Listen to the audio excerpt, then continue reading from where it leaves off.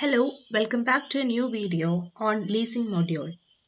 In today's video, we will discuss about the disadvantages of leasing to the lessee as well as to the lessor. By now, I hope you are familiar with the concept and meaning of leasing and the idea behind what is happening in the leasing process. We have also seen some advantages and benefits of leasing to the lessor, lessee and to the government. So now let's move on to a discussion on the disadvantages of leasing. When we talk about the disadvantages of leasing, the first disadvantage that comes to our mind is regarding the deprivation of equipment. So it means that in a leasing agreement, the lessee is not given an opportunity to become the owner of the asset unless it is mentioned in the agreement.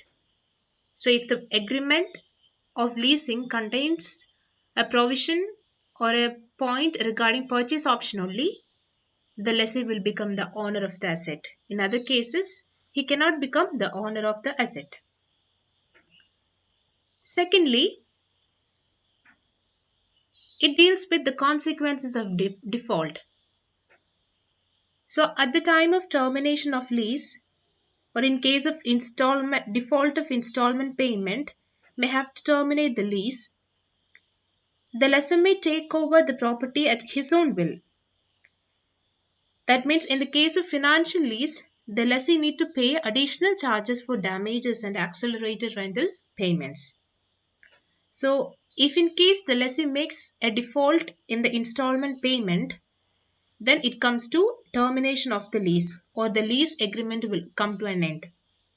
And in case of financial lease, the lessee is liable to pay additional charges for the damages too.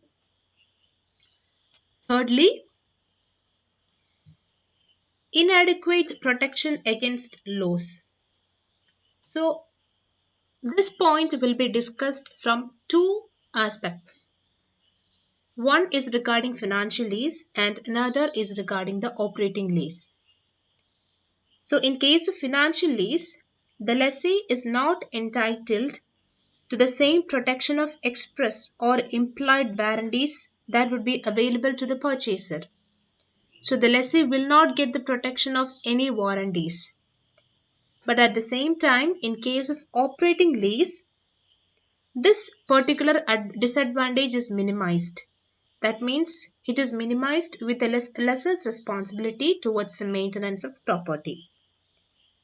So in the first case, as the lessor is the purchaser for the property, he is entitled to all such protection. But in the second case, such a disadvantage is minimized with the lessor's responsibility towards maintenance of property. And next we have fixed commitment. So in leasing agreement, there is a fixed commitment for the lessee. He needs to pay or he needs to make rental payments at regular intervals as the case may be, or as it is mentioned in the lease agreement, the payment regarding rental, how it should be paid or when it should be paid and all.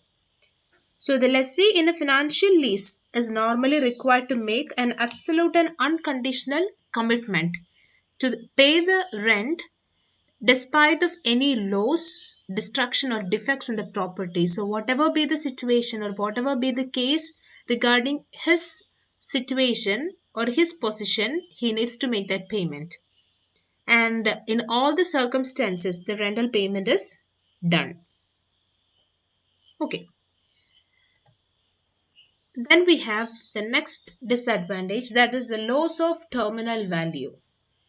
So in the case of property, if leasing happens in case of a property, the lessee always remains at a loss of terminal value at the end of lease.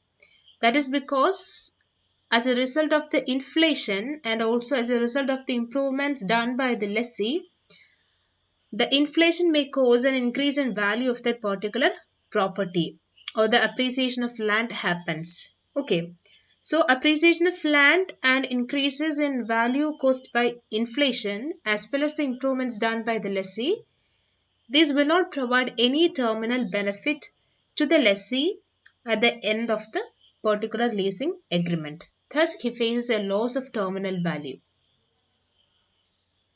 Now we have the next point, that is regarding lack of freedom to make changes. The lessee is not at all allowed to make any changes in the leasing agreement. He cannot make any changes. And even if he wants to make the change, he needs to get a prior approval of the lessor for making changes. Okay, a prior and a formal approval from the lessor.